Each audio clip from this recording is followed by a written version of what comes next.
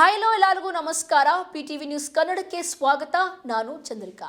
ಹೊಸಕೋಟೆ ತಾಲೂಕು ಸುತ್ತಮುತ್ತ ಸರ್ಕಾರ industrial area ನಿರ್ಮಾಣ ಮಾಡಲು ಮುಂದಾಗಿತ್ತು. ಇದರಂತೆ ತಾಲೂಕಿನ ದೊಡ್ಡರಾಮನಹಳ್ಳಿ, ಮಾರಸಂಡಹಳ್ಳಿ ಹಾಗೂ ಅಲಸರನಹಳ್ಳಿ ಸೇರಿದ ಸುಮಾರು 1000 ಎಕರೆ ಖಾಲಿ ಜಮೀನಿನ ಒತ್ತುವರಿಗೆ ಸೂಚನೆ ನೀಡಲಾಗಿತ್ತು.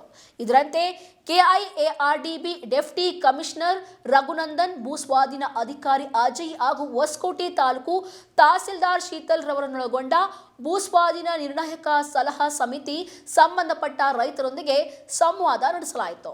ಸುಮಾರು 400ಕ್ಕೂ ಹೆಚ್ಚು ರೈತರು ಭಾಗವಹಿಸಿದ ಈ ಸಂವಾದ ಕಾರ್ಯಕ್ರಮ ಸಫಲ ಪಡುವಲ್ಲಿ ಡೆಪ್ಟಿ ಕಮಿಷನರ್ ರಘುನಂದನ್ ಹಾಗೂ ಭೂಸ್ವಾಧೀನ ಅಧಿಕಾರಿ ಅಜಯ್ ವಿಫಲವಾಗಿ ಬರಿಗೈನಲ್ಲಿ ವಾಪಸ್ ಆದ ಘಟನೆ ನಡೆದಿದೆ. ಸರ್ಕಾರ 1 ಎಕರೆಗೆ 1,80,00,000ದಿಂದ 2 ಕೋಟಿಯವರೆಗೆ ಎಕರೆ ನಿಗದಿ ಮಾಡಲಾಗಿತ್ತು.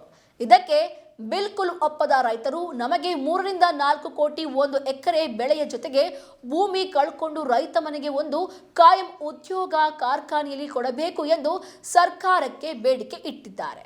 ಇನ್ನು ಪಿಟಿವಿ ನ್ಯೂಸ್ ಕನ್ನಡ ಜೊತೆ ಮಾತನಾಡಿದ ಕೆಐಎಆರ್ಡಿಬಿ ಡೆಪ್ಟಿ ಕಮಿಷನರ್ ರಘುನಂದನ್ ಮಾತನಾಡಿ, ಸರ್ಕಾರ ಇಲ್ಲಿನ ಗೈಡ್ಲೈನ್ ಮೌಲ್ಯದ ಪ್ರಕಾರ ದರ ನಿಗದಿಪಡಿಸಿ ಆದೇಶ ನೀಡಲಾಗಿತ್ತು.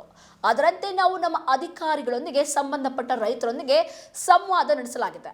ಇನ್ನು ಸರ್ಕಾರ ನಿರ್ಧಾರ ಮಾಡಿದ ದರಕ್ಕೆ ರೈತರು ಒಪ್ಪಲಿಲ್ಲ. ಬದಲಾಗಿ ರೈತರು ತಮ್ಮ ನಿಲುವಿನ ದರ ಹೇಳಿದ್ದಾರೆ. ಅದರಂತೆ ಸರ್ಕಾರ ಹಾಗೂ ಬೋರ್ಡ್ನಲ್ಲಿ ಚರ್ಚಿಸಿ ತಿಳಿಸಲಾಗುವುದು ಎಂದು ತಿಳಿಸಿದ್ದಾರೆ.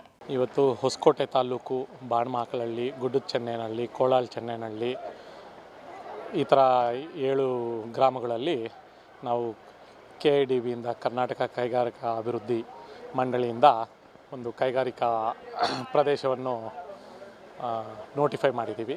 ಅದು ಒಟ್ಟು ಅಂದಾಜು 1000 ಎಕರೆ. ಆ 1000 ಎಕರೆ ಸಂಬಂಧಿಸಿದಂಗೆ ಫೈನಲ್ ನೋಟಿಫಿಕೇಷನ್ ಆಗಿದೆ, ಅಂದರೆ ಅಂತಿಮ ಅಧಿಸೂಚನೆ.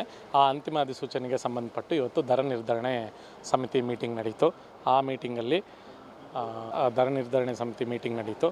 ಆ ಮೀಟಿಂಗಲ್ಲಿ ನಾವು ಇದು ಒಂದೊಂದು ಊರಿಗೆ ಬೇಸ್ಡ್ ಆನ್ ದಟ್ ಆ ಊರದು ವ್ಯಾಲ್ಯೂ ಅದರ ಪ್ರಕಾರ ನಾವು ದರ ನಿರ್ಧರಣೆ ಮಾಡಿದ್ದೀವಿ. ರೈತರು ಎಲ್ಲ ತುಂಬ ಸಹಕಾರ ಕೊಟ್ಟಿದ್ದೀವಿ, ತುಂಬ ಒಳ್ಳೆಯ ದರನೇ ಕೊಟ್ಟಿದ್ದೀವಿ. ರೈತರು ಮೆಜಾರಿಟಿ ಭಾಗ ಒಪ್ಪಿದ್ದಾರೆ. ಹಾಗಾಗಿ ಅಲ್ಲಿ ಒಂದು ಒಳ್ಳೆ ಇಂಡಸ್ಟ್ರಿಯಲ್ ಲೇಔಟ್ ಬರೋ ಆಶಯ ಎಲ್ಲರಿಗೂ ಇದೆ. ಒಂದು ಒಳ್ಳೆ ಇಂಡಸ್ಟ್ರಿಯಲ್ ಲೇಔಟು ಸಾಧ್ಯವಾದಷ್ಟು ಬೇಗ ಬರುತ್ತೆ.